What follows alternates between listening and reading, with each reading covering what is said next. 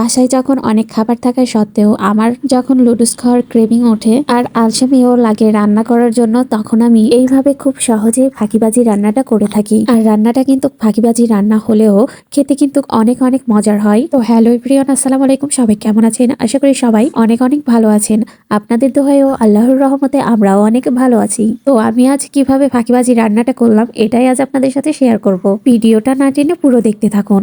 আমি কিন্তু প্রথমে 2টা পেঁয়াজ কুচি করে নিয়েছিলাম আর 4-5টা মরিচ ফেড়ে নিয়েছিলাম। ওগুলো ফেড়ে একটু তেলের মধ্যে আমি প্রথমে মরিচ আর পেঁয়াজগুলো ভেজে নিয়েছি। মরিচ আর পেঁয়াজ যখন হালকা হালকা ভাজা হয়ে গিয়েছিল, তখন আমি মরিচ আর পেঁয়াজের মধ্যে লুডুস সেদ্ধ করার জন্য পানি ঢেলে দিই পরিমাণ মতো। এভাবে রান্না করলে হয় কি, আলাদা করে লুডুস থাকার ঝামেলাটা আর থাকে না। আপনারা চাইলে কিন্তু মরিচ পেঁয়াজের সাথে অনেক রকমের সবজিও অ্যাড করতে পারেন, কিন্তু আমি ওই যে বললাম আলসেমি রান্না মানে অলসভাবে এইভাবেই আমি রান্না করে খাই, কোনো প্রকার সবজি ছাড়াই। যাই হোক, তারপরে পানিটা গরম হয়ে গেলে আমি সব লুডুস গুলো পানির মধ্যে দিয়ে দিই এবং লুডুস গুলো ভালো করে সেদ্ধ করে নিই। লুডুসের মধ্যে যে মশলাগুলো ছিল সেই মশলার প্যাকেট গুলো আমি লুডুসের মধ্যে দিয়ে দিই। এরপর লুডুস গুলো ভালোভাবে মশলার সাথে সেদ্ধ করা হয়ে গেলে এর মধ্যে আমি একটা ডিম দিয়ে দিই বয়েল করার জন্য। ডিমটা আমি প্রথমে দিইনি, কারণ প্রথমে দিলে বেশি সিদ্ধ হয়ে যেত।